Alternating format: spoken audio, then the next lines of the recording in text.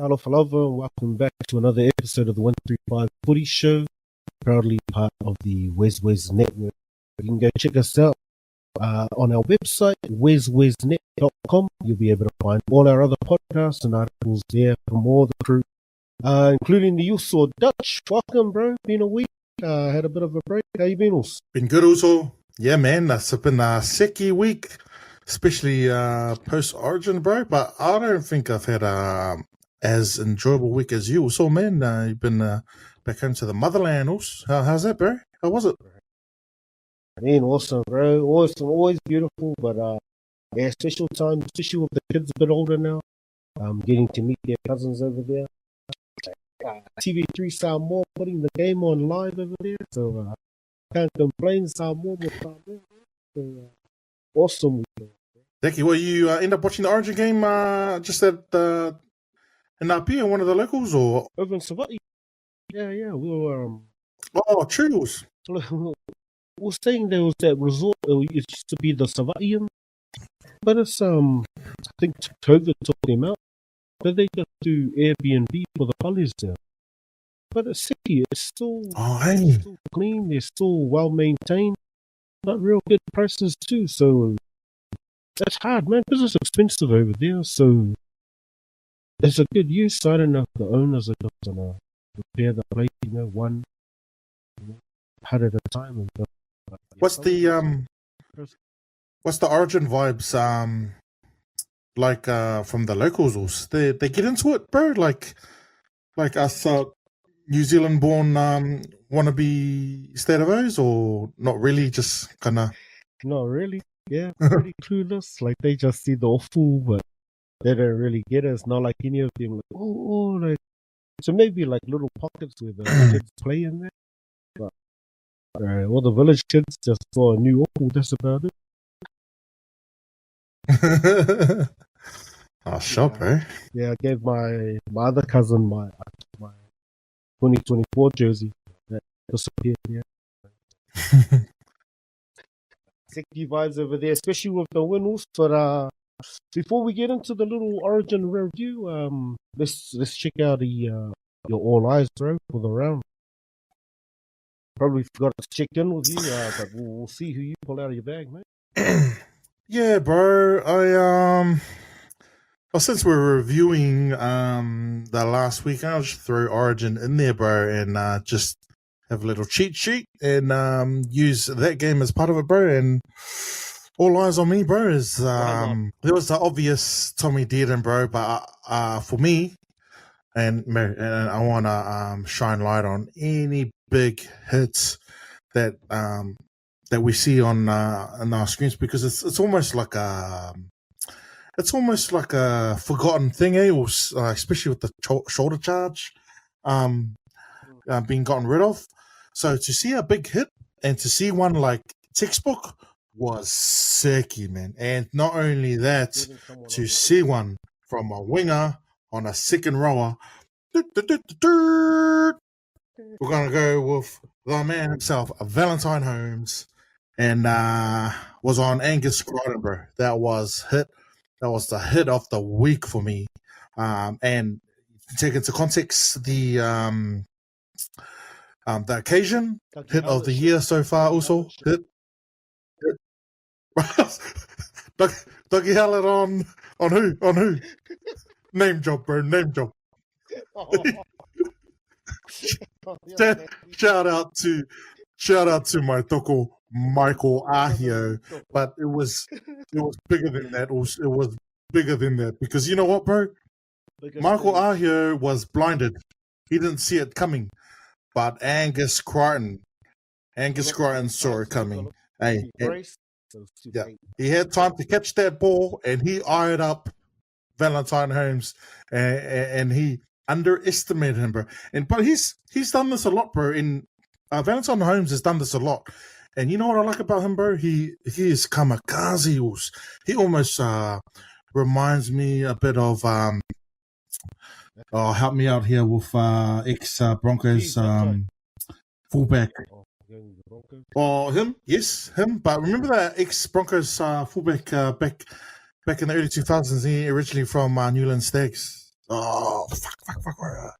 Anyway, it'll come to me. But Valentine Holmes, bro, on Angus Crichton, bro, and not only the size of the hit, but I think it kind of lifted the team, Eyez.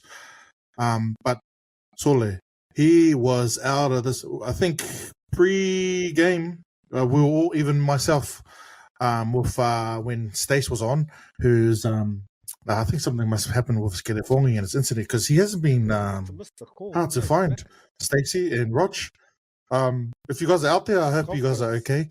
But bro, we talked up their back three, their back five, but Solo Valentine Holmes, we kind of thought that a couple years ago that he was falling off the radar, not falling off the radar, but he's had a couple of quiet years. But Origin, the Decider 3, he just brought it. Not only that hit, but some of the tough carries he did. So yeah, man. Sorry to Ray Vinyls, but Valentine Holmes, big hit on Angus Crichton, bro. That's my All Eyes on Me award. Nice, yeah. Hey, what you got? We've had to, hold it in for a week. I actually bypassed Origin. I'll leave it for our little review. And I'll come into a really important game and someone that stood up for my boys while I was over in Samoa. Couldn't help but wear my jersey. Tana Boyd pulling a spot for a second man up, holding his own there for the New Zealand Warriors. So, yeah, my all eyes goes out to Tana Boyd. Great play there from the young man, not young in the game itself, a lot of talk going into New South Wales Cup coming from the Titan. Such a humble thing for him to do, to go play those grades and do a job with him, 12 in the truck, just leading those young boys, biding his time, seeing Luke Metcalf do his thing, didn't kick stone when he finally gets his opportunity. Well, the scoreline goes to show. We'll get into that game later, but I'll give him his flowers when they're due. So great work, Tana Boyd, for stepping up that number 7 jersey. Seki. Roger Tuivasa-Sheck had a huge game too. So he's having a huge month too, bro. I'll just give him a little limelight there because I noticed him. That's interesting. We'll talk about Roger when we come back to some headlines. Fresh off the press, but we'll get into your Kaea. Who was disappointing to you? Yeah, you can reach back to last Wednesday if you want. Yeah, definitely, bro. Definitely, because there's nothing really obvious from the weekend. I think most of the teams, the favourites, won their games in terms of the NRL comp. But, yep, I'm going to pull it out on Wednesday, bro. I'm going to milk this game for what Scott. So much. It's a weird one, bro. So much to choose from with the performances from the New South Wales Blues, but I'll wait till I pull out the Ngafis with our review, and I want to throw in a Gus Gould for his pre-game comments. It was post game 1. We're going to go back to post game 1, and he was rubbishing the fucking the Queensland Maroons, bro. After game 1, hey. He gave us no chance. Hey, what Ani was saying, yeah, and he was like quoted as saying, "Oh, I really can't see, a way out." And you know what, bro? Even though I gave New South Wales the lineup a lot of credit, because you have to, the talent. But I never wavered in my support. I still believe that we could get it done, bro. And Gus Gould, and I'll give him a little bit of credit too. He kind of ate his humble bite afterwards and put the boot into the Blues with their performance. But it's just one of these things, bro. Like even someone as experienced as Gus Gould, just le malama Origin, bro. Hey, you know what? It's not about talent on your team. It's not about winning it on paper. And he just couldn't see it, bro. I'm going to throw in every single Sydney journo. We're doing all these Sydney journos post game 1, putting the boot into Billy, putting in the boot into our team list. And And I can see. You use off the top of the head if you use your, I don't know, you use your rugby knowledge, but it's like one of these things, bro. Like it's not logical to really pull out an emotional performance, bro. These guys don't understand. These guys don't understand Origin. It's not about your lineup. It's not about your talent that you got. And it was just evident, bro. But so yeah, I'm gonna give it to Gus Gould and share it around to all these New South Wales journos for not doing their homework, bro. Because you just look, that Queensland's never had like the best performing talented team, apart from those 8 years in a row. Just recently as well, bro. It's been quite even the last 5 years since COVID, but we haven't had the most talented team, but we've got the job done, bro. So yep, that's my Kaea, Kele, and malo lava so for Bobby. Hey, hello, Bobby. How's it, boys? Sorry, I'm a bit late. That's all right, bro. I just barred my Kaea, Kele, and my All Eyez was Valentine Holmes hit on Angus Crichton, bro. So I'm just milking this Origin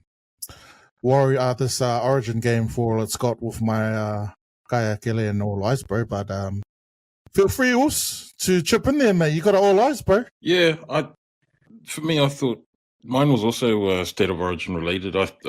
Why not, man? Like, we talk about the league. It was in the week that was, so why not? Like, shit. All Eyez I thought was Munster for me. Like, he played to what we're used to seeing, but the thing that made his performance super amazing was the fact that his old man had passed. So, you know, to have that sort of adversity happen during the week, and to see the type of performance that he pulled out during that game 3, like he was my All Eyez. Like, he was composed, he was in control of his emotions during the game.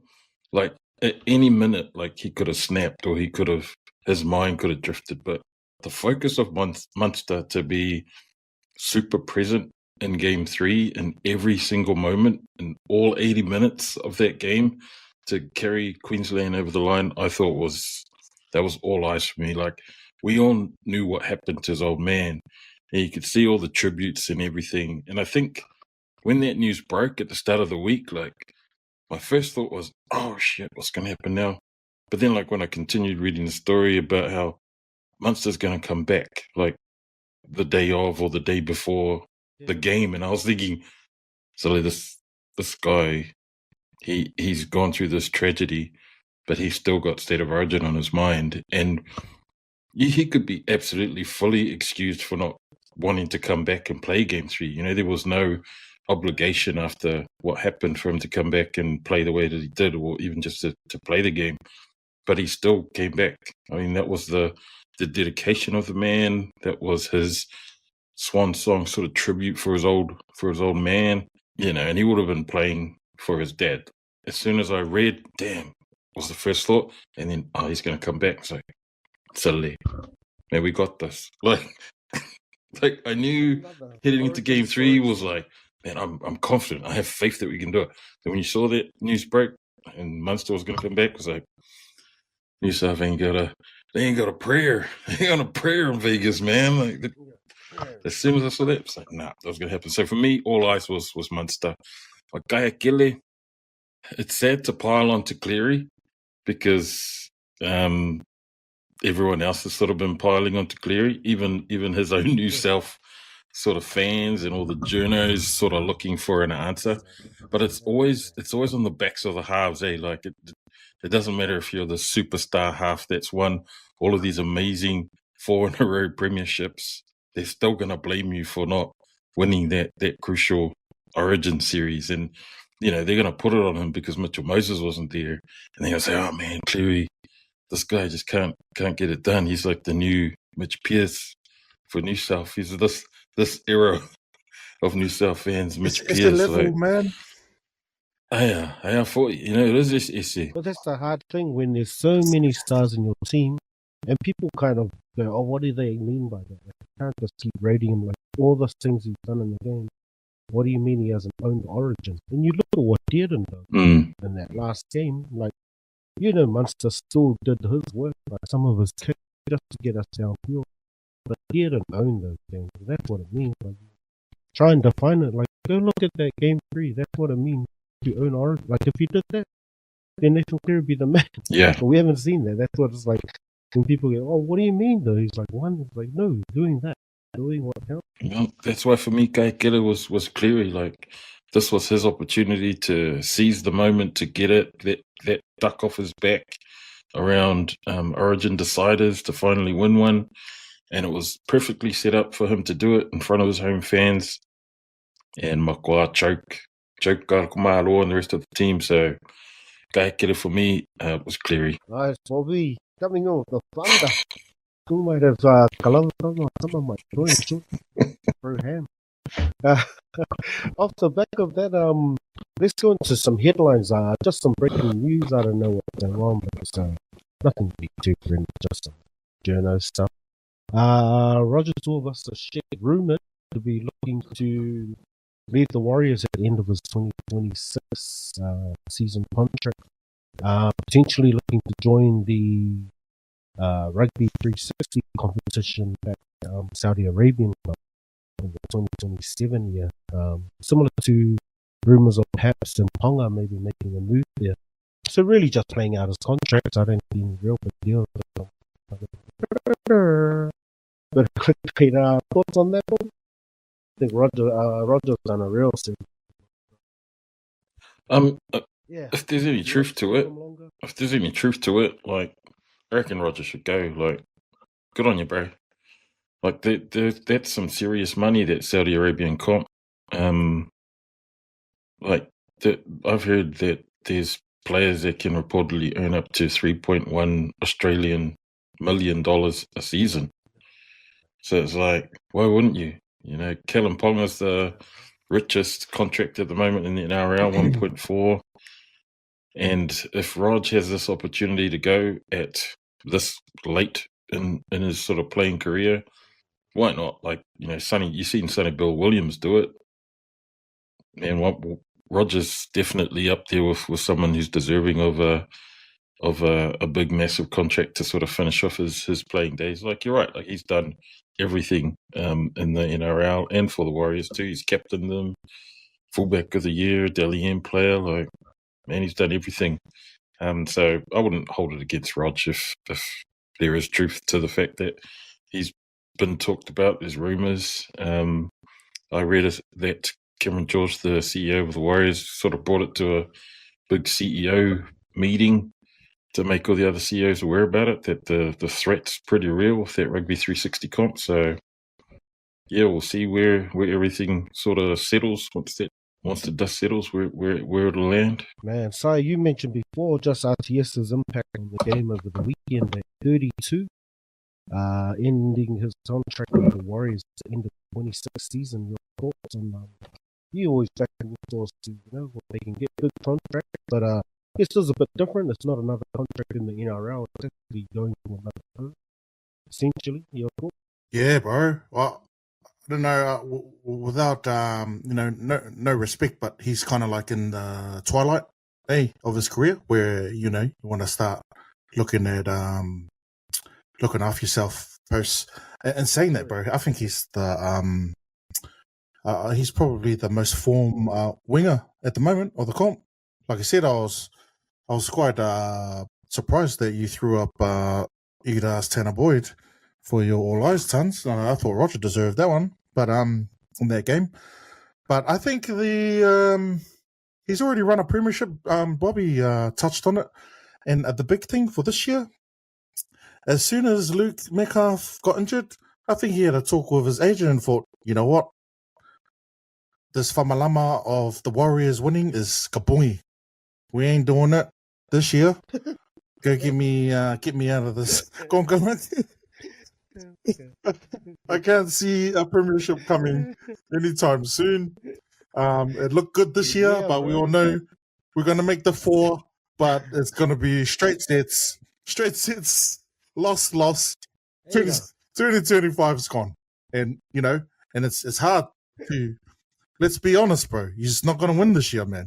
He's going to make up the numbers for the 4 and then probably lose to the Broncos first week of the finals.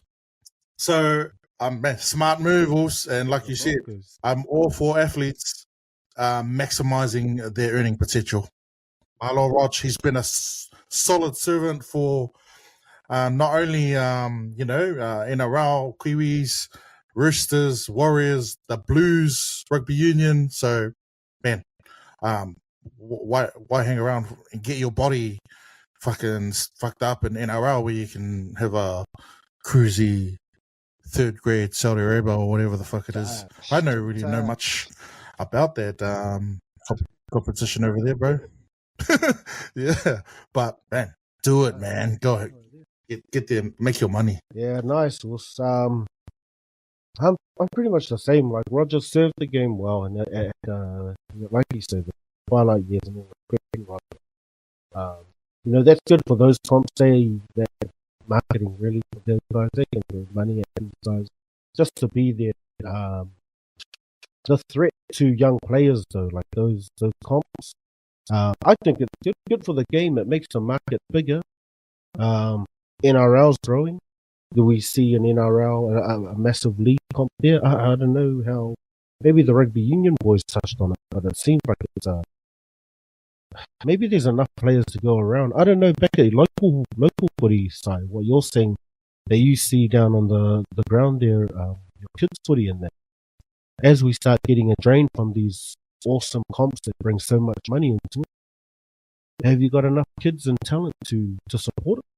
Bro, not on the Aussie local scene, not on the Gold Coast scene, that's for sure. And even rugby union in New Zealand, is the numbers aren't what they used to be, bro. In saying that, I think New Zealand will always have the talent, produce players, but the amount of players, can they afford to lose players to overseas comps? I don't know. I don't think so, man. Special league making a big inroad, not only from here, but from New Zealand and from the Warriors. And if the NRL manage to get 2 teams from New Zealand, man, is that enough players in New Zealand to sustain 2 NRL teams plus 5 Super Rugby teams? Woo, that's stretching it, bro. Well, yeah, you look at that, Bob. Our NRLW, 10 of those girls, their first time playing league. A lot of converts, but a lot of them just first time touching a ball. Yeah, I think it was important that the NRLW, especially the Warriors team, had a really positive impact. So because there isn't many numbers in that next layer down to step up to professional rugby league in the women's game, they had to bring across the rugby girls, not only for their level of skill, but because of their professionalism and them used to playing at a level, at an elite level for quite a long time. Those sevens girls, like when they do the circuit, it's just as professional as the men's circuit. So, there are some girls that are in the Warriors team that have sort of stepped up from club level into like club level to then whatever the next tier up, like Akarana or Vulcans in the women's comp. And now they've been sort of plucked from that level to step up into the NRLW. So, there's a massive gap in terms of levels of professionalism, levels of eliteness of players. And when you look at all those other teams, heaps of those teams are made up of girls that have played now professional league since the NRLW, since the inception of the NRLW. And so they've got like 4, 5, 6, 7 years of players that are at that level. In terms of the NRL 360, like it's a real threat to rugby league in the level of talent. But I think it's good for rugby union. It may not be good for rugby union in New Zealand because it'll draw away the best talent. And, instead of players going to Australia or Japan as being the destinations for good rugby union contracts, they're going to go to Saudi Arabia because those guys have got real oil money to back those competitions. And I don't know what salary caps or anything are with that NRL. That 360 rugby comp, but that's big money, man, and it's going to threaten not just rugby league. It'll threaten Super Rugby. It'll threaten rugby union comps across the globe. If you think about America, they're not as an elite level as like rugby in Europe or South Africa or here in New Zealand or Australia, but they've got a massive following just in terms of numbers over in America. So those guys will be jumping at the chance to go to a comp in Saudi Arabia that's throwing around that kind of money. So yeah, like I don't know. It's good that the Warriors, especially the women's, they had a good win in the weekend after they were absolutely set up in that first round game to go up against last year's winners, the Roosters, and they got footied. Like I was like, come on, this is a G up, man. You put these young girls or even the rugby girls who've never played league, in their first round game was against the Roosters. I was like, who's doing this draw? This is trying to do this on purpose to make us look stupid. But I'm glad the girls had a good win in the weekend. They did really well, so good on them. All right, boys, let's go to our review. We touched on it a little bit, but let's jump back to Origin 3 review. There's so much we can go. I wanted to start with, we haven't got a New South Wales person here. I don't know where those guys are. Nations are broken. I want to know, how does New South Wales, like people say, using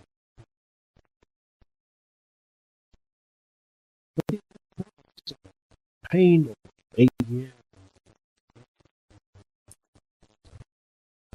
doing this. I don't know. How do they like as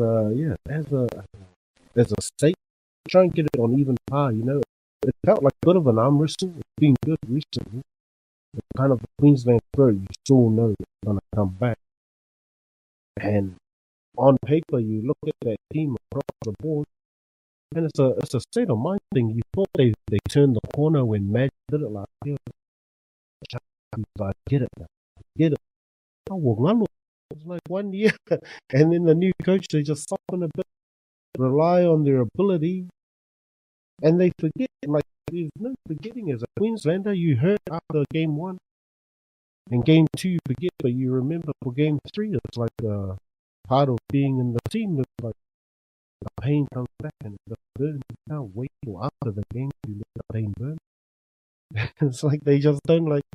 Hey, you lost game 2, and the way they even like game 3, people were talking about like, as long as we can play like game 2, like, you guys remember you lost game 2, eh? You play like game 2, you're gonna lose again. Like they say, as long as we play like game 2. So yeah, it's just a strange approach to Origin. I don't know. How do they change this from an Origin Queensland perspective? How do the New South Wales fans and team change it? Sorry? I don't know, bro. I think your facility is a bit. Who gives a fuck? Really like, how does that sound? Bro. First of all, can someone locate Stacey? I'm very concerned with his mental health and well-being. But anyway, we like I said, who cares, bro? They have the resources. New South Wales have the resources. They have the talent. And it wasn't so much. It wasn't the coach's fault. I mean, even though he kind of got schooled by Billy in the third game in terms of tactics and maybe bench, but he's got the team there, bro. He had the team. 90% of that Blues lineup would command a starting position in international level. So I don't really. I don't want to give New South Wales answers because it's like they've got the, remember Mr. Lee, he give us tests, but he's given us the cheat sheet. These are the answers, and they still failed the exam. So I don't know how to put my finger on it, bro. They just got outplayed in that third game. Maybe they kind of Queensland got comprehensively beaten in the first game, even though it was the scores. I think maybe it was only 12 points. Second game, Queensland played 40 minutes and it come down to kicking, bro. Right? Come down to Lomax missing kicks. So maybe there was some complacency because New South Wales did enough, and you saw the talent. They did enough to they did enough and had enough opportunity to win that game, bro. And even after game 2, and when I mentioned it in my Kele comments, everyone was writing off Queensland. Bob mentioned the emotion factor. Yeah, exactly, and that. But I think you bring up that question because even though it was only 12 points, bro, it was the domination of. And it's a weird game, bro. You look at the stats; they had it all, man. They had the running meters, the offloads, everything, but they just didn't look like we. Queensland's defense just read everything, bro. And also it comes down to that question we touched on before. Bobby mentioned before with his Kaea Cleary. We were reading that book from the Premiership 3 years ago, bro. Exactly. You know what I mean? They don't work at that level, and I was really impressed with the adjustments as well. Like early. Their first set, I think it was the first set they had. New South Wales went wide, and as soon as they hit Latrell, he beats Toya on the outside. But bring up the adjustments. That was the only time he beat Toya, and every other time, man, Toya was on him, bro, like white on rice. So I don't know, bro. They don't need no helping out with trying to find answers to the issues because they've got everything there, bro. As we joke around about it, but I think it just rings true. They don't get it, man. They don't get it's not a it's not a talent thing, bro. It's the mental toughness, bro. It's complete your sets and do the boring. It's like life, bro. If I want to just be a bit, it's like life, bro. The successful people do the things they do not enjoy. Are out there at 5 a.m. doing the sprints, not allowing your talent to drive you, bro. Doing the boring shit, and that's why guys like Deaton, guys like Cotter, these guys are not the first names picked when it comes to talent, but Billy sees it too, and he was being questioned as well. I'm going off a tangent here, but even when it comes to the coaching, Billy could have picked a more talented team. Even I called it pre-game. I was like, man, Walsh should be fucking fullback, but we didn't need Walsh sweeping plays around. We needed a fullback who can support inside. And bro, that was a call that was right up there that won us the game, man. We didn't have too much opportunity, but one little tiny opportunity, man, and the hammer pounced. Yeah, I don't know if I answered your question there, but who cares, bro? New South Wales have the cheat sheet there. If they can't figure it out, then yeah, but what? Bobby, I don't know if you've got anything to add to that, but yeah, exactly. Like if you have the time, you care to give them some kind of answer. Yeah, what is the unspoken thing that Queenslanders have? I think Billy won this series on psychology, and him picking debutants like Toya and Shibasaki to go up against guys who've been there, done that. Two of the best centers, absolutely. And before the series started, if you were to look at Toya and Shibasaki marking up against Critter and Latrell, even as a Queensland fan, you probably would have had doubts. You would have gone, shit.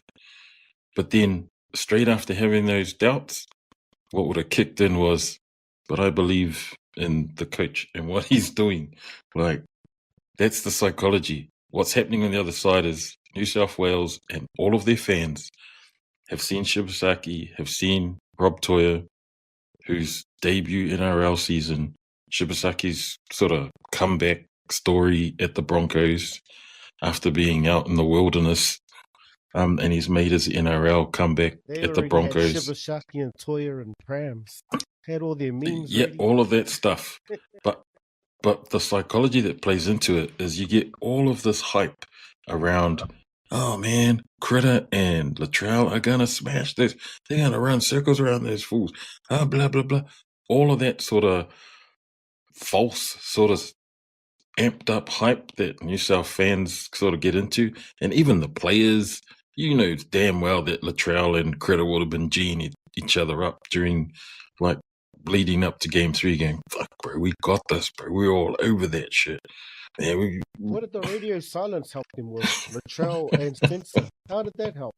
Nah, fail. You know, and I think after Game 1 and losing Game 1 and doing all of that stuff, like not kicking the ball to Spencer and all of that sort of, that fueled all of this New South Wales sort of hate. It was like, these guys are scared, you're scared. All of that sort of stuff.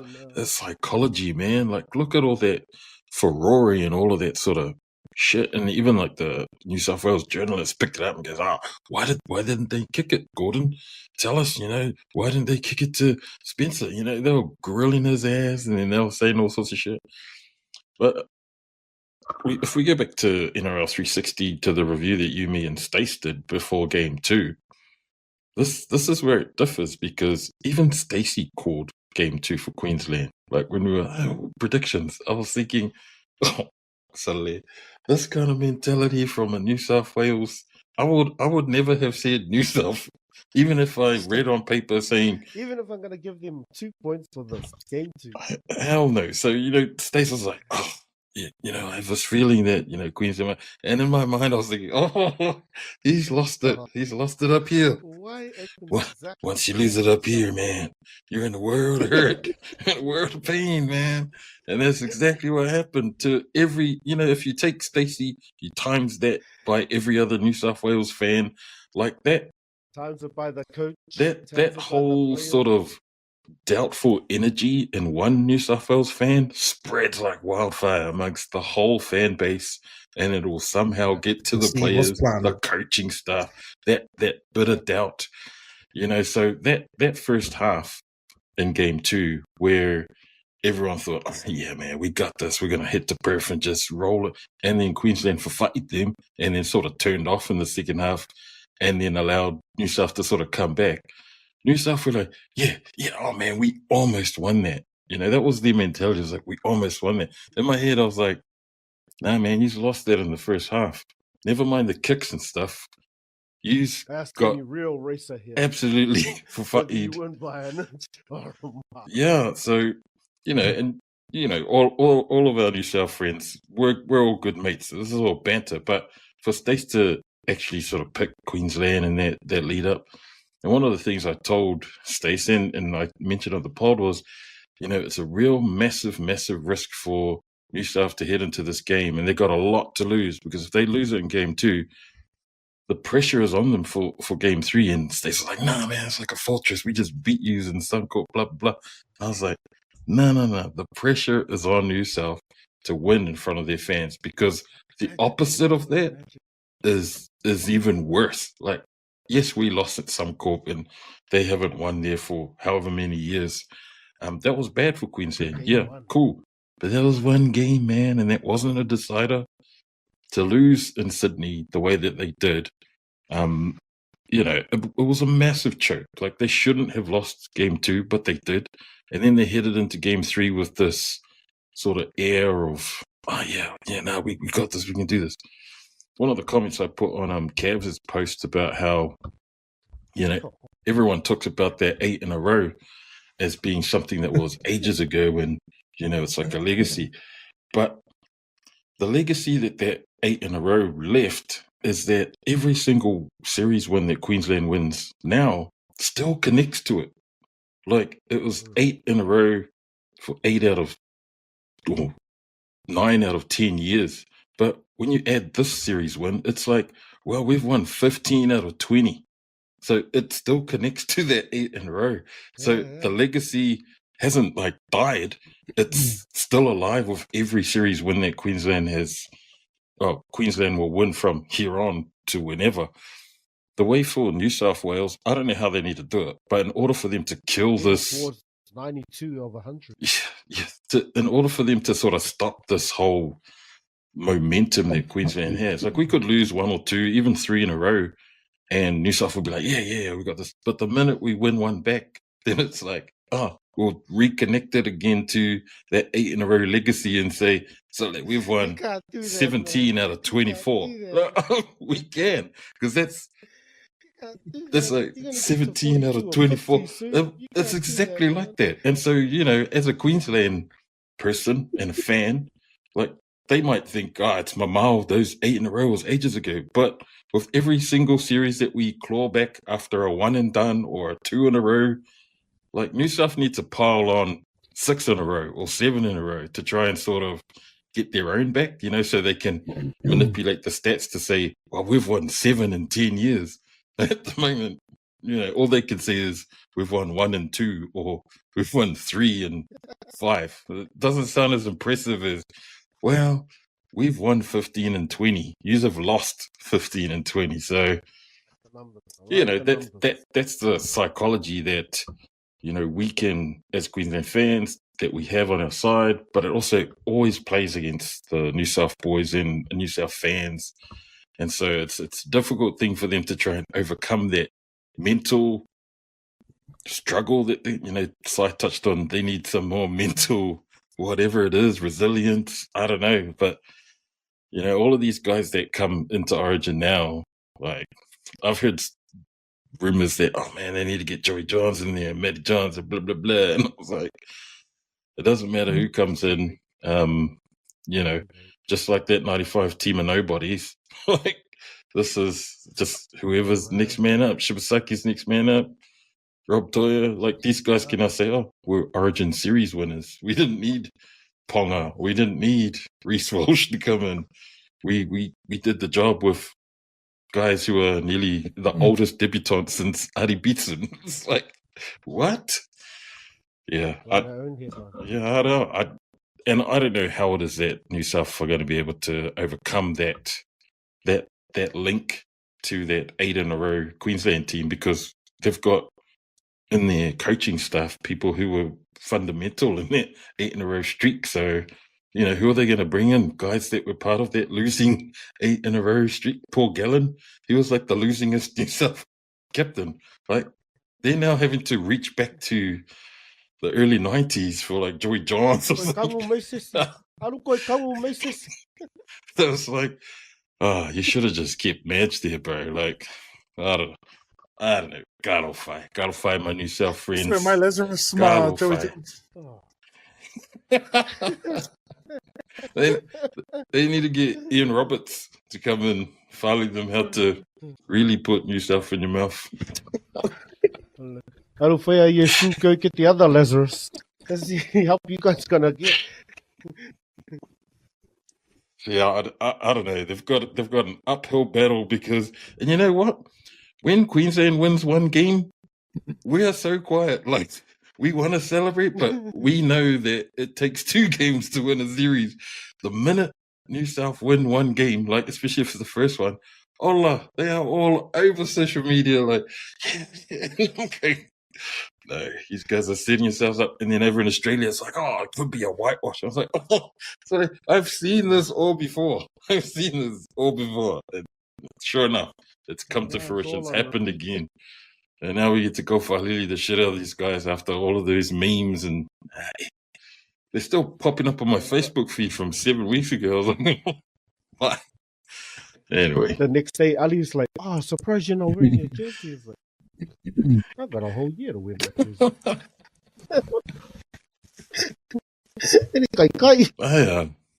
They just don't get it. They don't. They don't.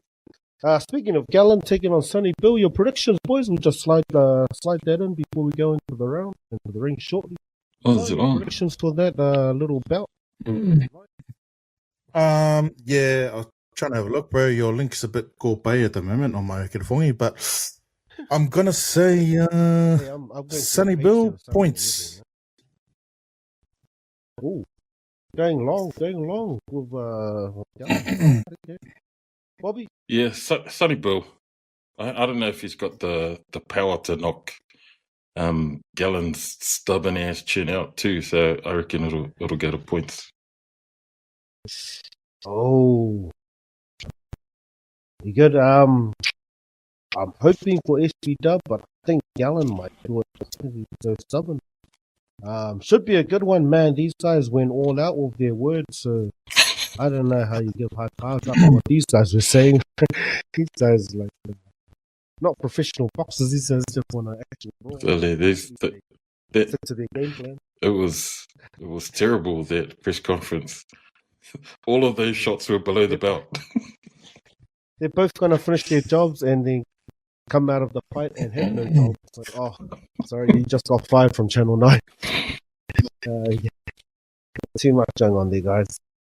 All right, boys, let's get into the rounds. We'll start with the Warriors at home. Up the wires. Awesome game. Unfortunately, Bobby, unforeseen circumstances means you missed out on the game, but man, what a win at home. Off the back of the girls too. Awesome to see our NRLW Wahine girls getting their first home game and taking a dub as well. So that was nice for them to play out in front of the Warriors fans. But yeah, I'll go to you first, Bobby. The win from the boys. Crucial one. Back-to-back losses first time of the season as well. Yeah, I think it was important that they put out a statement sort of effort against the Tigers.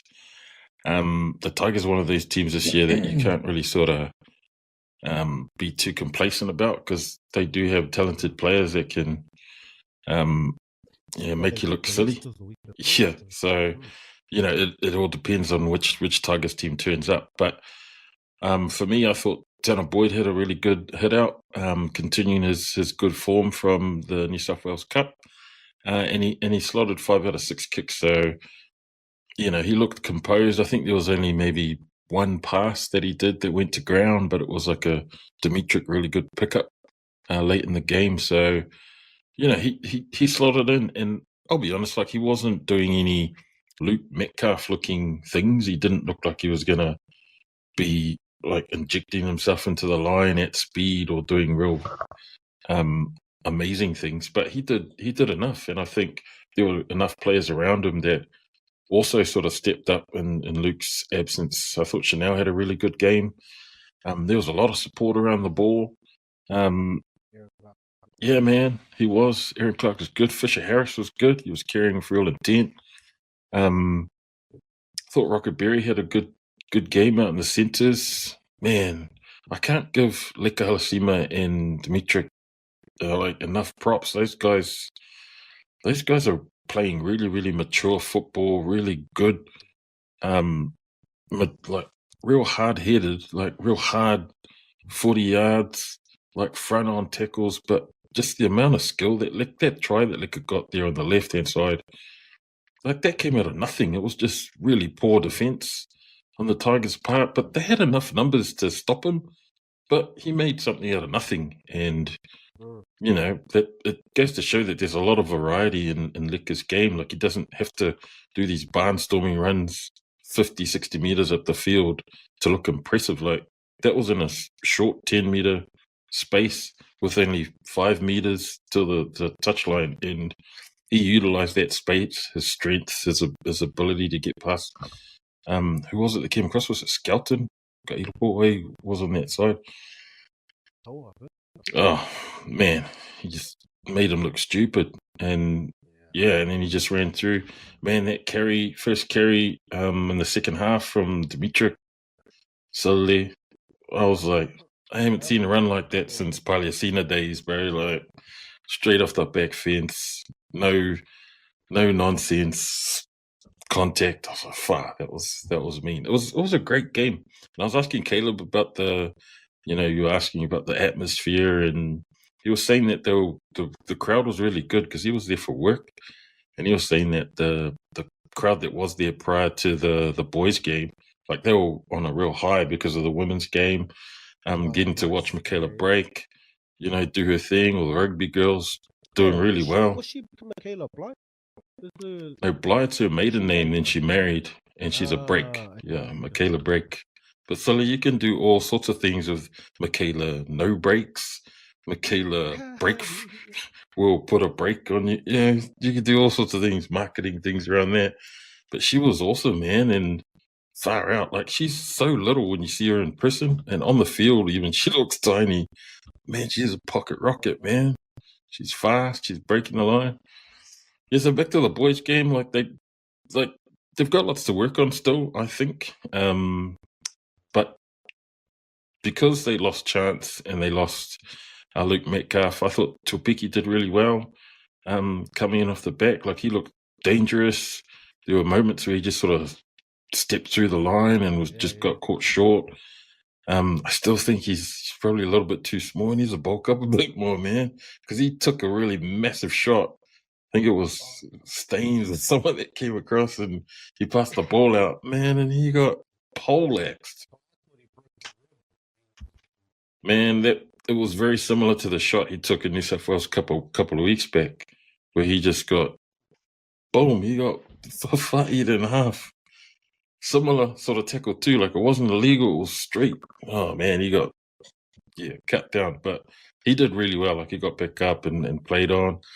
Yeah, like everyone I thought played, they did what they needed to do against the Tigers, heading into the game against the Knights, because I think the Broncos, who are sitting just beneath us, have they got a bye coming up this week. So that's 2 points automatically for them. We got to stay ahead of those guys. We got to make sure that we're able to head into this Knights game this coming week with a bit of momentum. Now, and Stace a few weeks back talks about momentum being a really massive thing heading into, the back end of the back end of the season. Momentum is the biggest thing. You need momentum heading into finals. So, whether we're top 4 or whether we're still in the 8, our objective should be the 8, really. Top 4 is a bonus. So it was a good performance against the Tigers, and we needed to do that to come back after those back-to-back losses. Yeah, I watched the game, bro. I was expecting a closer game. I thought the Tigers started off really well, but just really disappointing, especially with Luai. I think he's kind of, I don't know, so far this year, it's a bit of a build-up performance from Luai. They need more from him. Latu Whainuhi, he looks good, man. I don't know whether maybe he should be the organizer and Luai go back to being the running 5'8", but they definitely need more. Yeah, they definitely need more from their halves, because they got a decent forward pack as well. But credit to the Warriors. I think the Warriors, their pack, even missing Barnett, which is a huge loss, they still got enough in there. Got heaps of speed in these young fellas, especially coming off the bench.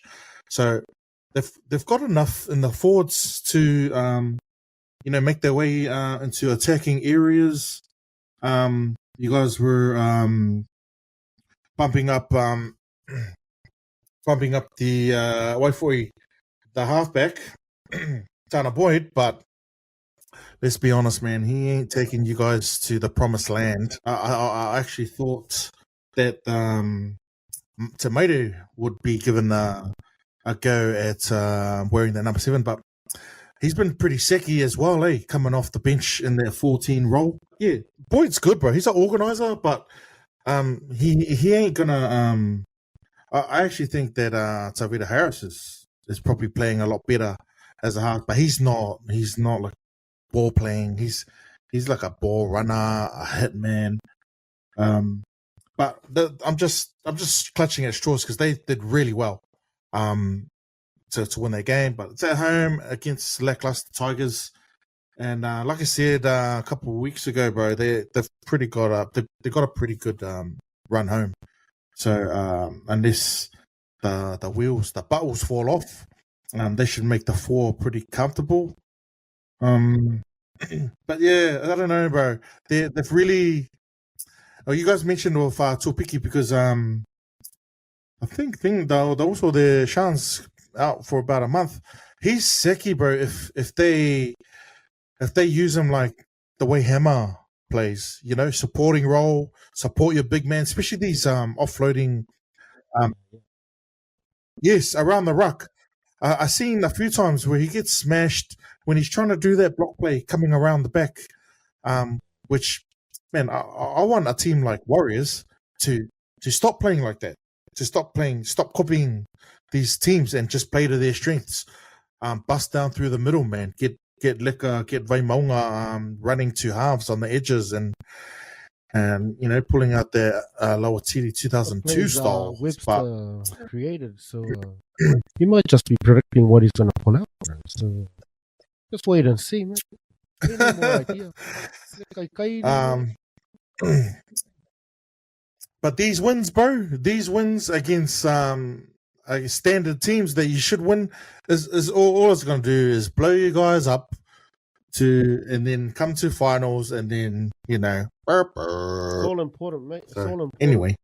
No, I really think we've got you look at the competition, as Stacey mentioned it, like it has been a competition, just kind of teams doing what they need to do. You probably still got the Storm as the flashiest team who can create a lot of points and generate points. Sharks showed glimpses on the weekend that, you know, they can kind of have that kind of style. If Pines plays every game probably back to his best. I don't know if we'll touch on that game, but it was good to see Nico playing some really good footy again. I didn't have my hand on the game. But yeah, I reckon with the way the Warriors style, and just like we're saying, that wasn't their best. There's still a lot they can kind of fix. But yeah, I think the right attitude, like Origin, that goes a long way. Not the talent, but just having teams with the right attitude, winning the games they need to get into that finals. I feel like it's probably not good if we don't make it a war from here. Like that draw is good enough for us to make it a war. Sets us up in a good way to make sure we can get a home semi. So, yep, I'm picking the Warriors to continue on. I've seen enough signs and what they've got. And what you mentioned, Bobby, about those young players, I think that's a huge credit to Barney and Fish. Just stuff that we probably don't see off field, and why we brought them in. You know, Fish doing the hard yards in the middle of the field, but seeing that young talent come up, and doing those things to young men that you were saying, like it's just amazing talent, and to have that level-headedness, I think a lot of that goes to their Barney and Fish credit, and the reason why they're coming to the team. So, yeah, mate. Book the tickets. I'm still saying book the tickets because the Warriors are looking good. And that was a great way to start the weekend. Had a bit of a snooze fest as we journeyed from Taunoa back over to Pete's place to watch Parramatta. So we watched the second half of that and I nearly fell asleep. Managed to wake up just in time for the Broncos Titans. I don't know what you want to call it, a game. It's pretty ugly, pretty messy. First time you guys had your main spine all on the field.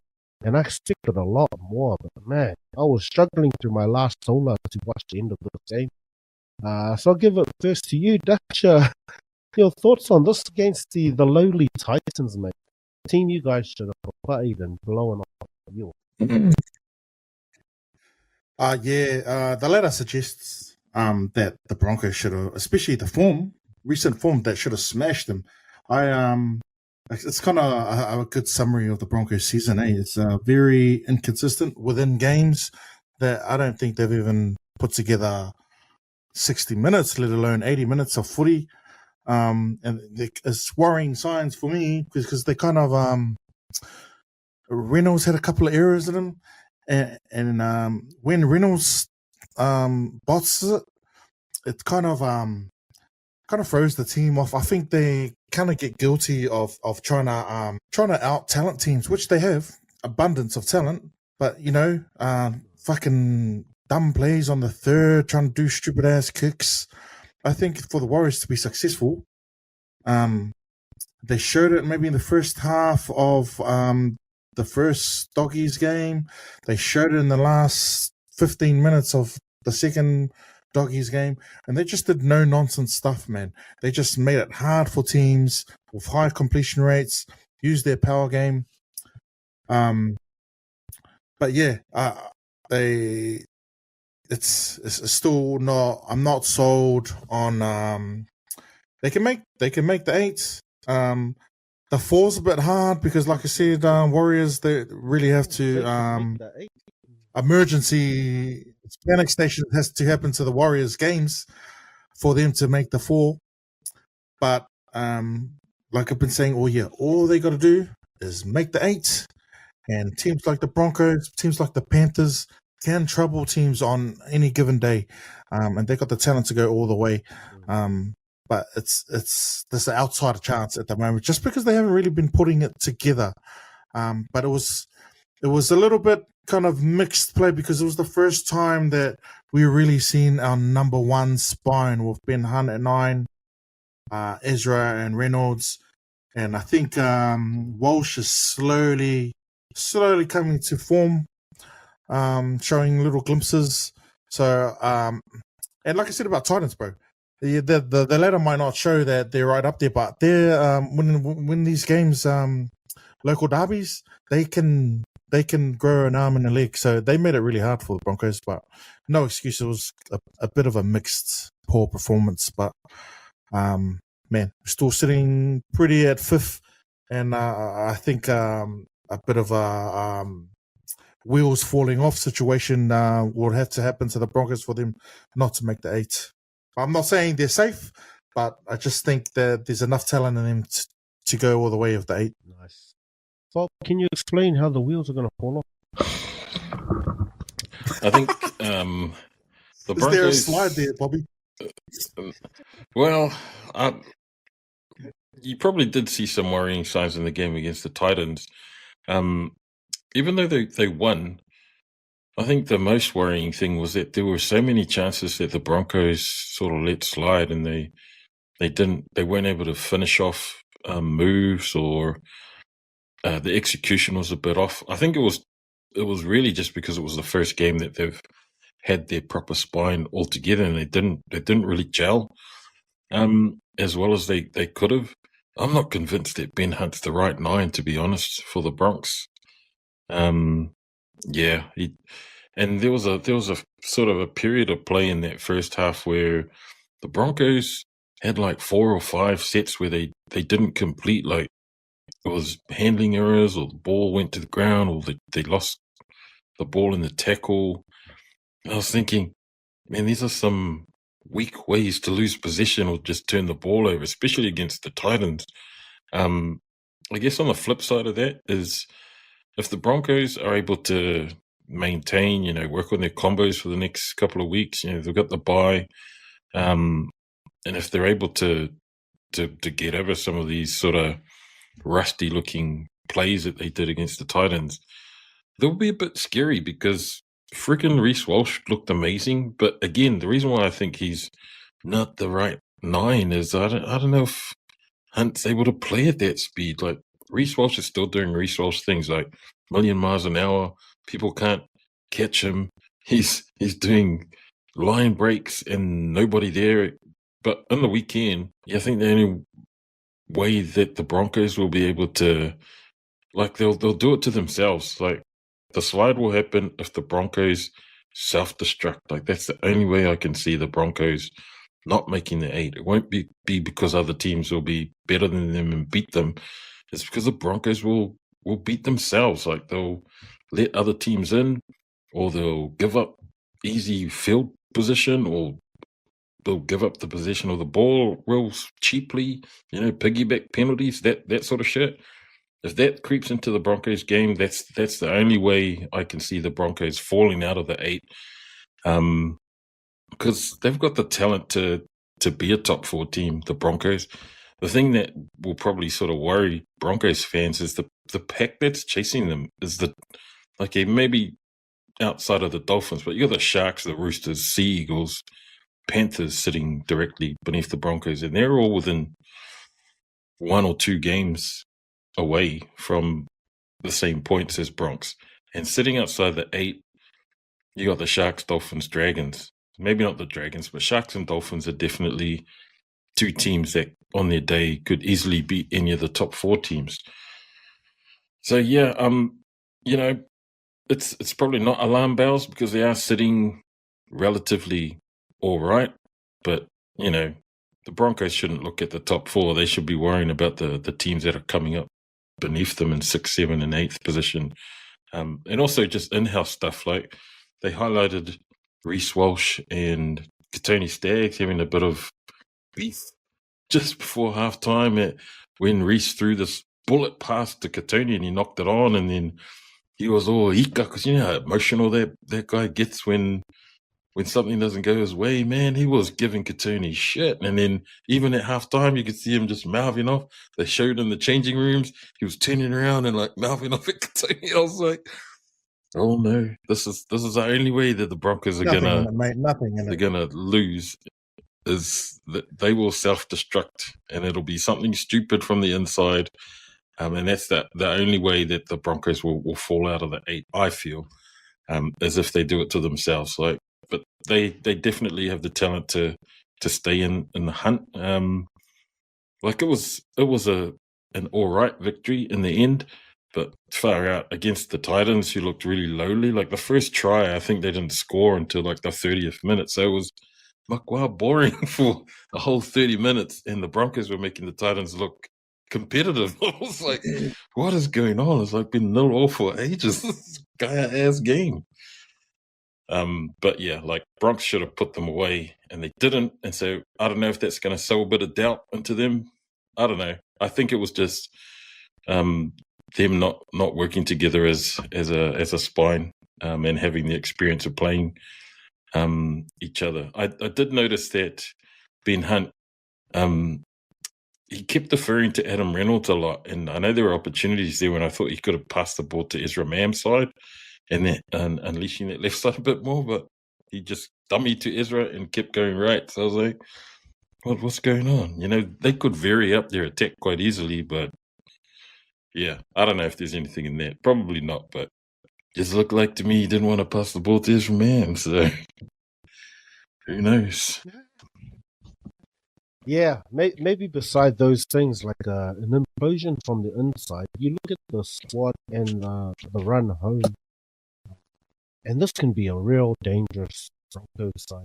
I think the hard work they did in preseason is the stuff that's going to pay dividends now. Like 7 more games, like if that combination can stay fit, like that's just rushed. Like Ben Hunt trying to get into the swing of things, you know, that different of actual game time. But man, that's a scary thought. These guys reset with a bye. Eels, Rabbits, Storm, and Dolphins. So it's good couple of games to kind of get them back into the swing of things. Sort those combinations through the Eels. I think the Eels will miss Mitchell Moses there mucking around with bloody Dylan Brown combinations as well. So the Eels are involved. So I think that's a good one for the Broncos to try and sort out that half combination. So that'll be a real good test for them to work through that. They could put some real points on the Eels, and then the same against the Rabbits. Brings them into real good stead against the Storm and the Dolphins. And I think that's where they'll try and play some of that real advantage footy to just set them apart from these other teams. I guess 7 in a row, mate. Any good team that's making the 8, making the 4, you know, you want to be coming against these teams and really trying to see what it's going to look like against them. So, you know, just before the finals, having a bite at these 2 teams are going to be in the 8 with you, the Storm, and definitely the Dolphins, just outside at the moment, but I think they'll be thereabouts.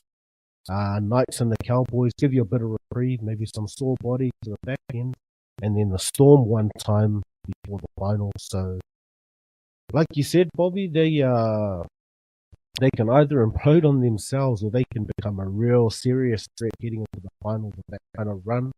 And just the teams that they kind of meet on that run twice against the Storm, anyone can say, oh, it's just a a bad draw for them. I think with the Broncos, though, just with the young bodies too, they want to build quickly. Like I think one thing they're going to struggle with is the comp itself.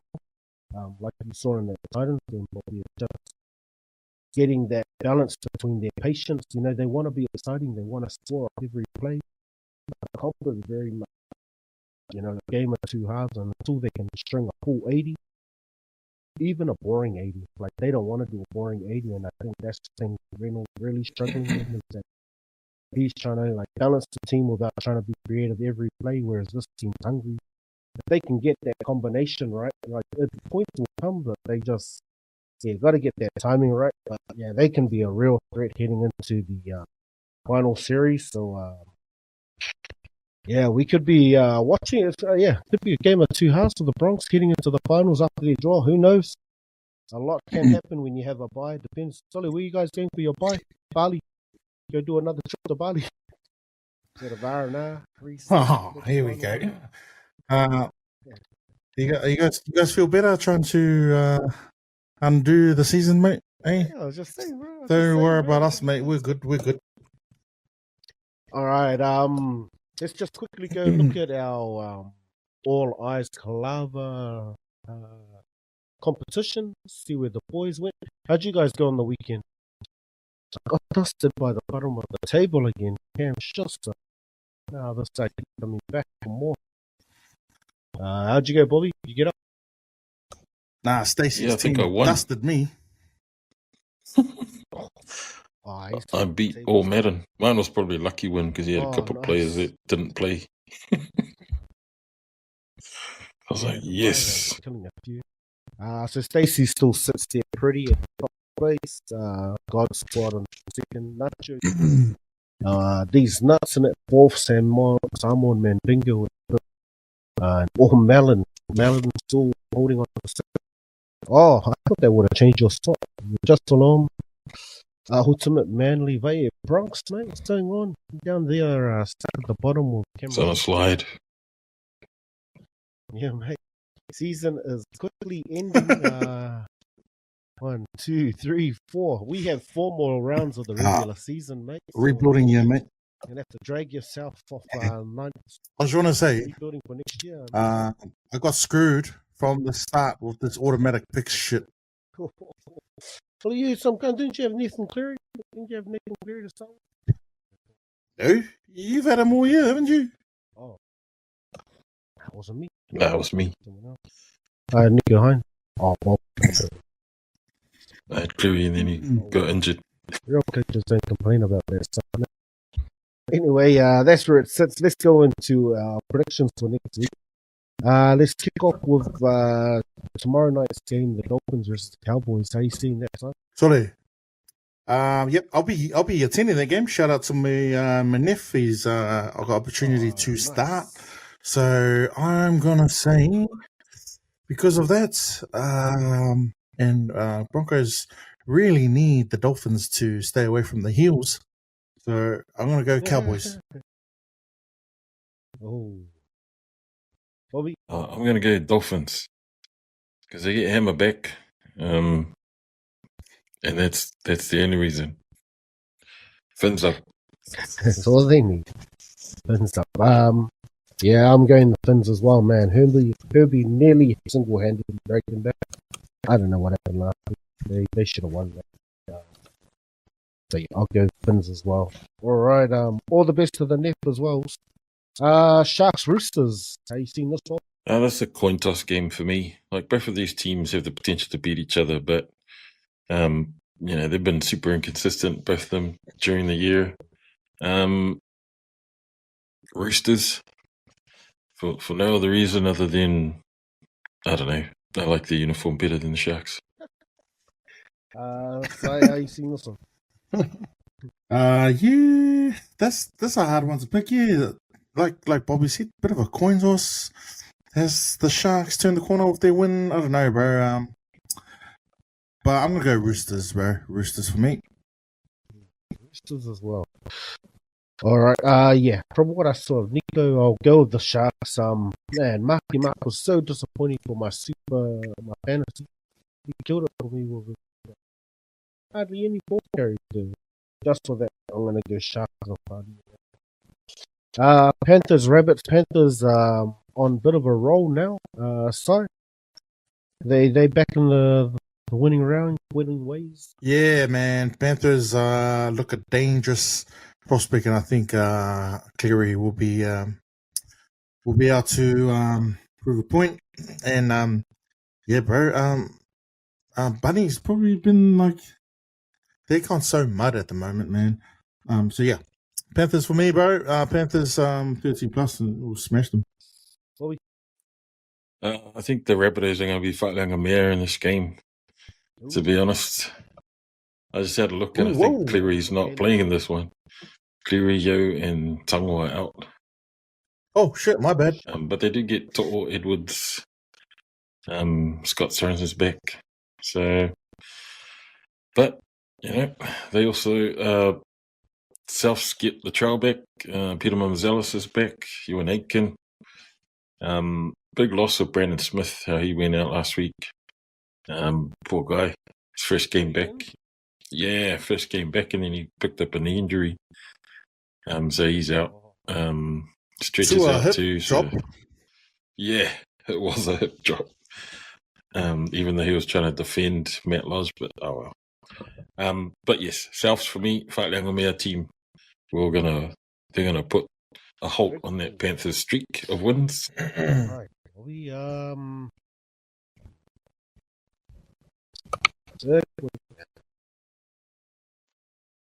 Good. All right. Raiders and Eels. The Raiders coming back by. Go on with it. They look like they have a real good run and a good chance to win the draw run home against the Eels. Bobby. Raiders, bro. The Eels are. If we're talking about a team that's imploding, I think it's the Eels at the moment, bro. That Dylan Brown hoo-ha that's happening there is it's crazy. They're trying to figure out what to do. After Dylan Brown, but also with no Mitch Moses there, they ain't got a prayer, this team. So Raiders all day. And probably 13 plus. I'm gonna throw a Hail Mary pass out there, and this will be my upset of the week. Eels in a close one. I just want to give some love to my also Peter Valeni. He's been hurting from the Eels, been hurting him all year, and the Blues hurting him. So this one will cheer him up. Eels for a win, an upset. Pete will be very happy with that. He's very vocal at the time. Thank you for the staff there for not picking up my brother. Not even his team playing, but he wants to hate on the Warriors. The Dogs and the Dragons. The Dragons, man, almost win against the Roosters. They look good and still just can't win a track. Doggy's still sitting in the top 4. A lot of those changes starting to affect the team now. I'm not sure how much some of that internal stuff with like Galvin is playing out, but he looks like not at 7 again. Bobby, your thoughts? Yeah, I don't know, man. Like, I really want the Doggies to win, but I just hate the way Lucky Galvin's come in and just assume the halfback role, like he was destined to have it. I was like, man, that's shit. Like, yeah, ever since he's come back, like the Doggies have dropped from first to now sitting third. But equally, I don't want to say Dragons either because they continue to pick Kyle Flanagan at halfback because he's the coach's son and he's still not he ain't that right guy for their team. But favorite player. Just on talent, yeah, just on talent alone, I think this should be an easy win for the Doggies. Like, yes, St. George has got like players like Val Holmes, Sloan, Gustafson, but yeah, they just haven't connected. I don't feel as good as they could have this season. They had a lot of potential with like the signing of Gutho and Damien Cook into the team, but they just haven't really sort of performed as well as they probably hoped they would have. So I reckon the Doggies for me. Nice. Si, pick this one. Yeah, they didn't look convincing against the Cowboys last week, but yeah, I'm going to go with the Doggies. Yeah, same reason, man. The Dragons haven't got their shit together yet. So, doggies, comfortably. I'll go with Dragons. Off the heroics of your man Val Home. Dragons go to another level. After his origin heroics, so I'll put one in with the Dragon. We go Sea Eagles versus Storm. So I see this. Yeah, I'd like to think the Seagulls got it in them, but yeah, you know what? Yeah, let's have another Hail Mary, and I'm gonna pick the Seagulls, bro. Just because I'd like to see the Storm just a little bit rattled here and there, you know, just a few chinks in the armor. Yeah, I'm with Sai. I actually want the Storm to not get any points so the Warriors can be equal on points with them in the ladder. And Manly have the team. They've got the team to do it. And all they need to do is score a few early points, and then that'll throw flipping what's his face. He'll have a fit up in the coach's box, old Bellamy. So, yeah. So I reckon, you know, and I want DCE to have a good game, you know, after seeing Queensland win a series without him being the captain. I thought he was a massive omission in that celebration at Game 3. I was like, where is this guy? Suddenly, don't be that guy, DC. Every player has their time in the sun, and then they just get remembered for the things that they did for the state. Don't be sour grapes, guy. Well, I'm picking Manly. It'll probably be really close. Nice. I'll go with the Storm. I will go against them. Trend. All right, we'll go to Tigers and Titans. There's a good longer after you have Pongai to have a moe and wake up in time for the Knights and the Wires afterwards. But we'll pick it anyway. The Tigers versus the Titans. How you seen this one? Tigers. That's all. Simon. Yeah, good insight into the Spungi La'au challenge. This one, Lekolia Cup. Titans, just to give my local team a bit of love. I do notice that they brought Taylor May back in this game. The Tigers. Oh, is this his first start? Yeah, because he was playing in the reserve grade last week when the Tigers were over here. So now he's been promoted. Just for that fact alone, I am going to pick a team starting with the letter T. On to the Knights versus the Wires. It was an away game for the Warriors. Nice to pick up a win. They've been doing really well abroad. So I'll pick it up. And the Warriors convincingly 13 plus. Bobby? Ditto. Warriors. All day, every day. And Simon, how are you ending with that? Yeah, I'd like to think that the Knights have got it in them for an upset, but I already chose a couple of my upsets already. So dangerous game, but very dangerous game. Especially, and I thought the Knights were unlucky, but Warriors in a close one. All right, boys, and let's wrap it up as usual with a little bit of a multi. I'll kick us off. I liked your little tip there, Si, so I'll go Rabbits with AJ to finally get a couple more on the board. So AJ double. Bobby. Yeah. Raiders 13 plus, and I'll say Hudson Young scoring a try. And round us out, Si, what you got? Yeah, bro. Let's say Tuivasa-Sheck for a double. Ooh. All right, gamble responsibly, people. Any last words, also, Dutch? Nah, bro. I just shine a bit of light to some of our other podcasts there, bro. The Late Returns got some good reviews of some movies, man.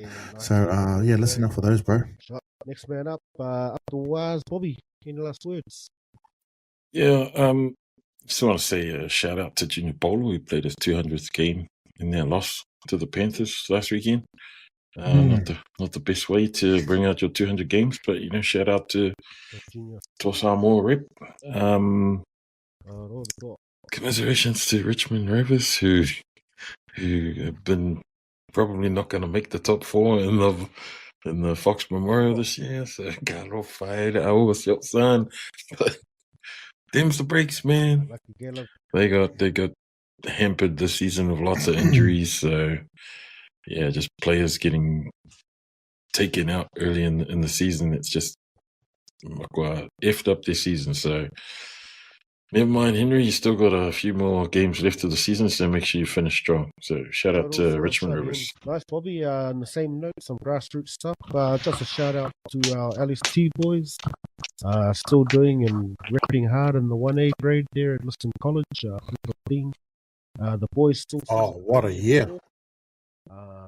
Yeah, having a real good run. I saw 3 of the boys got named under 18 secondary school boys. Oh, mean. Lots of real amazing talent coming out of the school. So all the best for their game against Auckland Grammar. No, it's the other coach, but that's our boys. The best, on there. All the best to Roger's son, one of the fellow podcasters here on the 105 Footy Show, Josiah. All the best. Also been wrapping up, getting his time, buying his time. Nice. Done something your dad didn't do. What's that? Go check us out, WesWesNet.com. You'll find us and all the other podcasts. So, for lover, thank you for tuning in. Bye.